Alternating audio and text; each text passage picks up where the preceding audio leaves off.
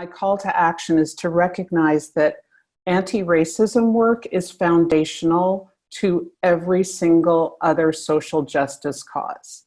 People won't care how much you know if they don't know how much you care. They have to realize that your questioning comes from a place of, I want to know more and teach other people the same process. Time for us to really stand behind what we say. And if we are being changed based on conversations, that's a beautiful thing. If we want to change somebody else, that's a beautiful thing. But I, am embracing and respecting the white people that are challenging other people. Say we need to connect more on a heart level, and with keeping in mind the intersectionality of the person you're having the conversation with. Really learn about Frederick Douglass, because he was a man that he read books and he found his way to freedom.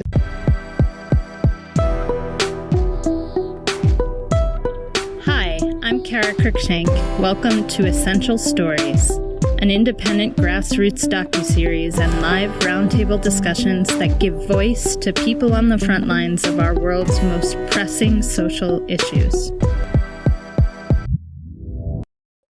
Before we shift over to calls to action, was there anything else anybody wanted to add to the Q&A? Quick, just wanted to say, Ravina, you hit on the head, and Miles, you followed up beautifully. Initially, just for me, it's tough to talk about how it's happening. For me, at a very, very basic, ultimately basic level, and not to confuse, but merely to clarify, I just ask questions. When I don't know something, I just ask questions.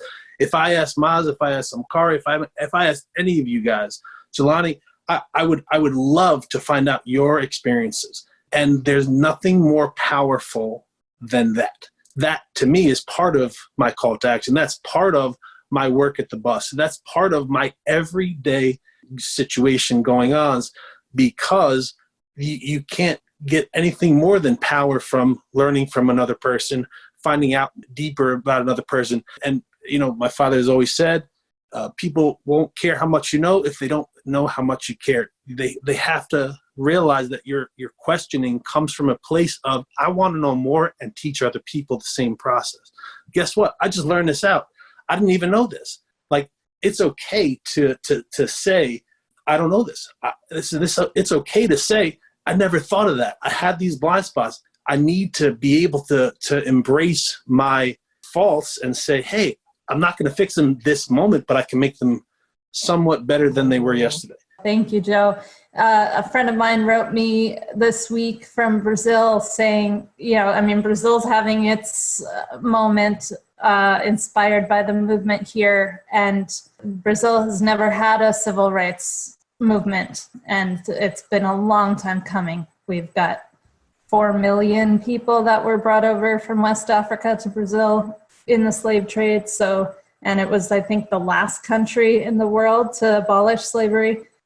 Anyway, a white friend wrote me from Brazil this past week saying, I didn't know till now that I was part of the problem, which I found to be a pretty amazing statement to hear from somebody who is just coming around to wrap their head around what they didn't know was the case for a lot of people in their own country.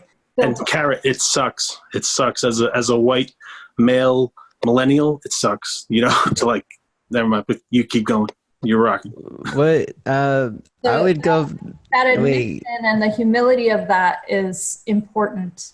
I would want to go back to what Joe was saying, because you said that you have questions that you wanted to ask. What were your set of questions that you wanted to ask? For me, Jelani, the question that I can ask, I would have to say, come organically from the conversation. So whatever we happen to talk about, in this particular conversation, we're talking about where you come from, potentially playing a factor in your growing up, your society, your education, and all those things. I would immediately ask and shut my mouth right after would be, so what do you think might have contributed to your struggle, and then I just let you run with it, Jelani. Like, honestly, as much as I think, oh, I know all about this, this conversation is done. You know what I mean? But like, it's if not for Jelani, I haven't figured out his story yet. I haven't learned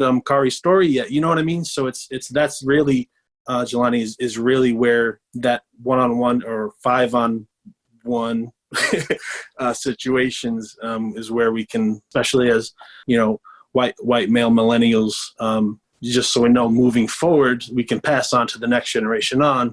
So let's start off a hypothetical and just do it. I think the struggle, it made me stronger. I'm not gonna lie. Like, yeah, I've learned a lot from the struggle and being from where I'm from. But it also caused a lot of pain. There's just like a lot of opportunities that you miss out on. I wanted to be able to go to this certain school, and I couldn't. I wanted to be able to take this class, and I couldn't. And I felt like it just set me back. And I felt like I could have had the opportunity just like any other person, because I would look like sometimes like I would just look at like kids that had it, or like just like the white kids that had it, and I'd be like, man, like I'm good, like I'm doing the right thing, like why can't I have the same thing that they have? Like, if it was based on my morals and just who I was as a person, I felt like, oh, like I should have this. Like I'm good. Like I'm not in a gang. I don't rob and steal. Like I don't do that shit. It was really conflicted growing up, and I had all those feelings and thoughts inside of me, and there was a lot of self-doubt. And I think like what was different about me is like I was interested in like reading and shit, and I just kept reading, and I think that's kind of like what kept me off track of like being around the violence and shit. That's what a lot of kids need. I think a lot of kids, they need something to get them off of the railway of the violence that's around them and all the drugs that's around them. That's why I want to build a community center for kids to go to just to be there, just to not be around fucking violence and crazy shit and arguments that your parents are having, and like domestic violence. Like, I want them to have a place to just relax and to make art and to express themselves, and the counselors around them, they're like, they can ask them questions about like what's been going on at home, like how you doing. Like, I want to hire people that grew up in the hood and that environment to help guide them through that time. I think it's a time in a young man's life, or a young woman's life as well, that they got to be talked to, and they need a mentor. They need a guy to protect them and to show them the right way. That's what I'm on now. Love it, Jelani. Awesome. Will you just name a few books that were meaningful to you? Ooh, I mean, there's a lot of different ones, so it's hard to pinpoint. Okay, I would say the life of Frederick Douglass, like his autobiography, because it was a black man that was enslaved that found his way to freedom. And I think with a lot of black kids, it's gonna show them inspiration, because they might like hear it in school, but like I want to bring that up to them again. Like, really learn about Frederick Douglass, because he was a man that he read books and he found his way to freedom, and he escaped and he went to teach other people. And so I would say Frederick Douglass, and I would say And he was a feminist. wow. Yeah, like he was an amazing person, just an amazing person. He was one of the very few men who showed up to the first women's rights convention. That is incredible. That was so beautiful hearing that vision and the action plan. And like I said, everybody just chipping in on what is passionate and authentic for them. And that is like an area that needs love. and energy. And I respect that so much. And I don't want to like, veer off from that conversation, but I do want to go back real quick to what we were talking about with having dialogue with, non-Black people that are, trying to understand. And I've had a lot of, healthy, long conversations recently in the past month. And I think there's two things that I wanted to bring up. One is that having a foundation of love in a conversation is so, important. Thankfully, a lot of these conversations I've had have been with loved ones. But, if you're not going to have a conversation with a loved one, even if it's somebody on the street, understanding that, having a foundation of respect and love as just another human being and, knowing that it's not necessarily what you say, but how you say it. And, if you're asking for change from somebody, like actual coins and you're like pointing your finger at them and being like, fuck you, give me some change, they're not going to do it. But if you're like, this is why I need the change that's in you, have it, I would like it, please. That might be more effective.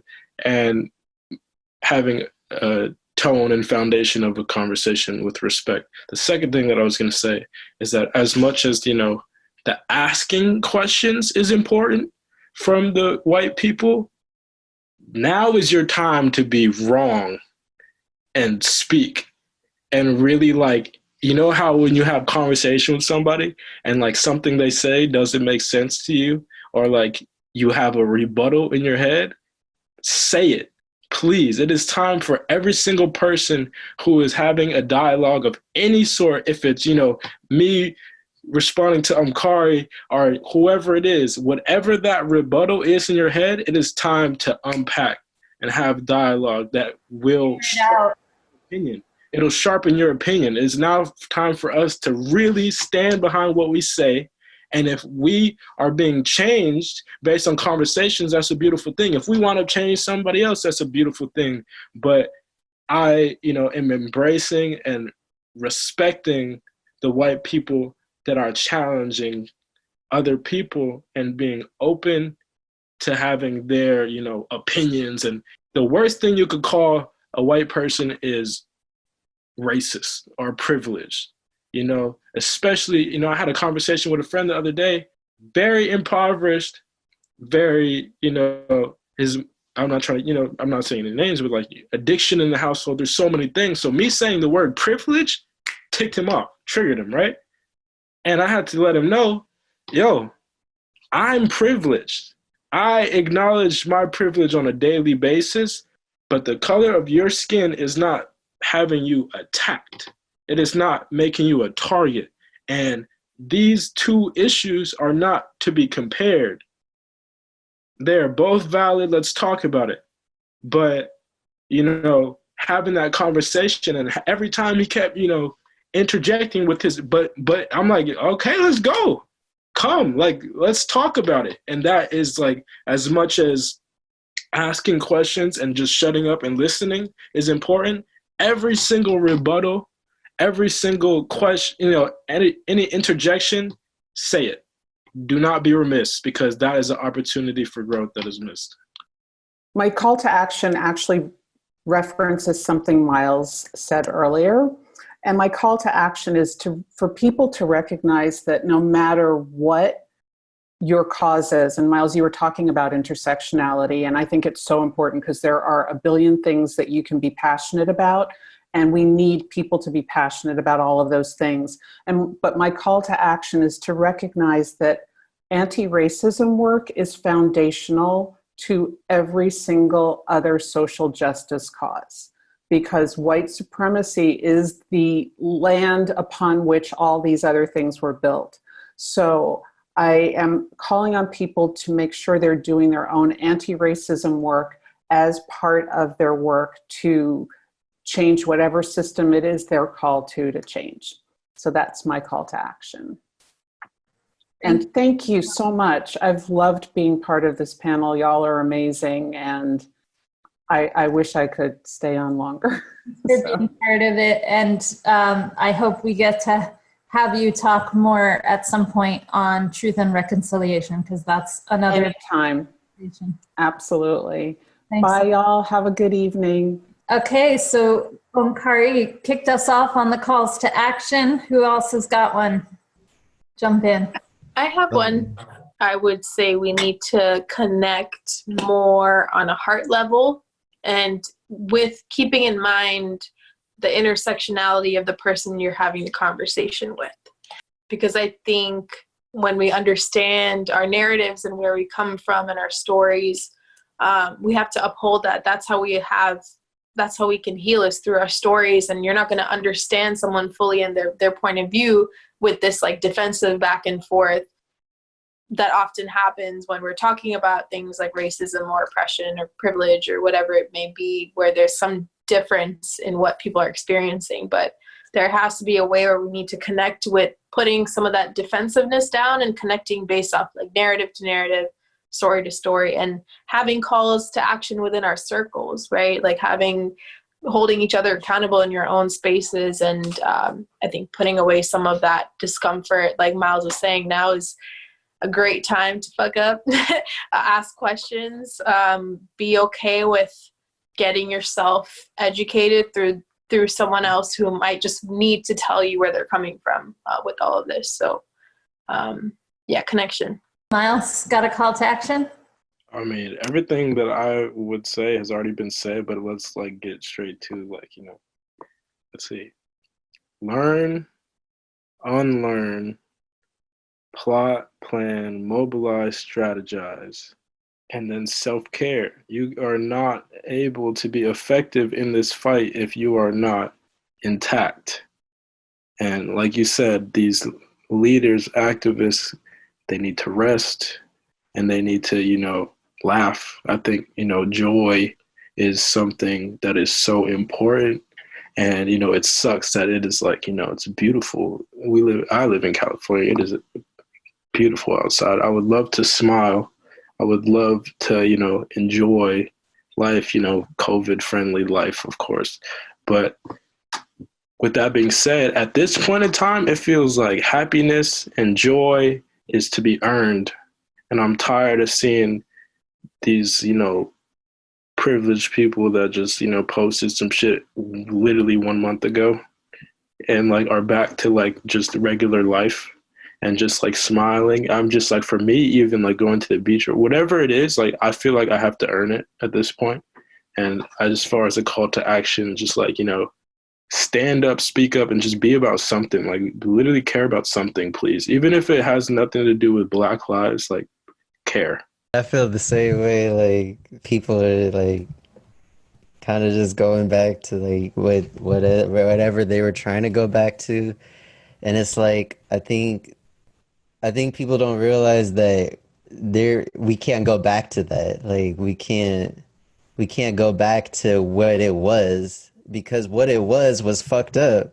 Why would you want to go back to that? Let's try to strive for something better. Like, let's try to strive for a future that, you know what I'm saying? Like, why do you want to go back to normal? So that's what I was saying. That's what I've been trying to like say to like some of my friends. Like, why you know?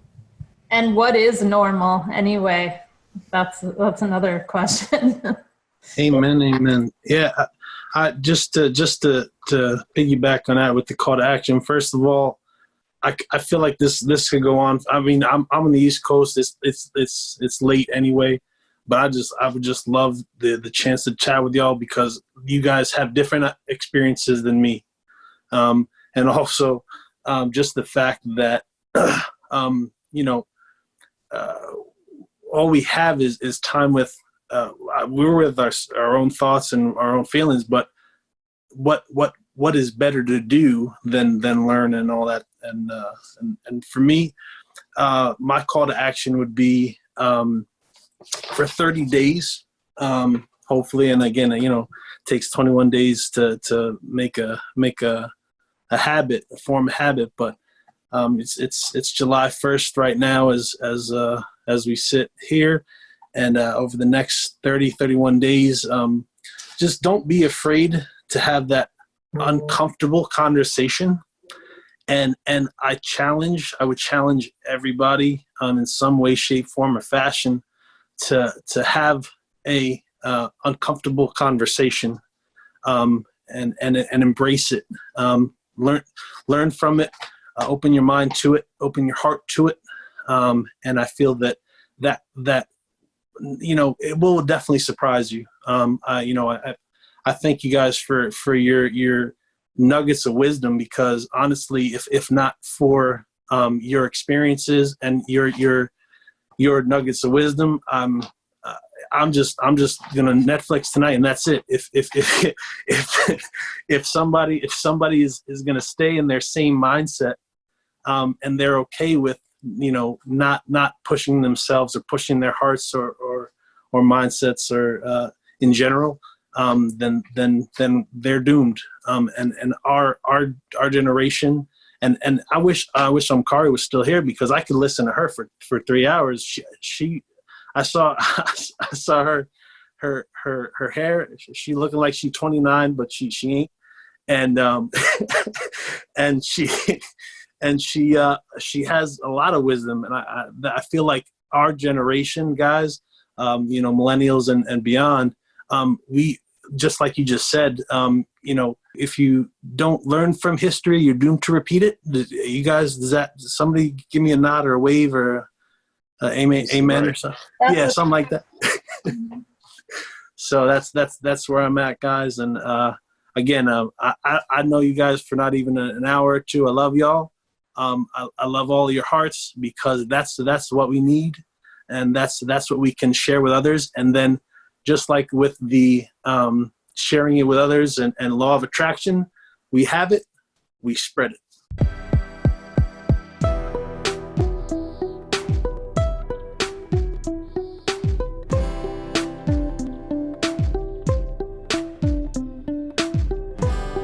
Like, share, and subscribe so that we can make sure that these essential stories are heard by more people.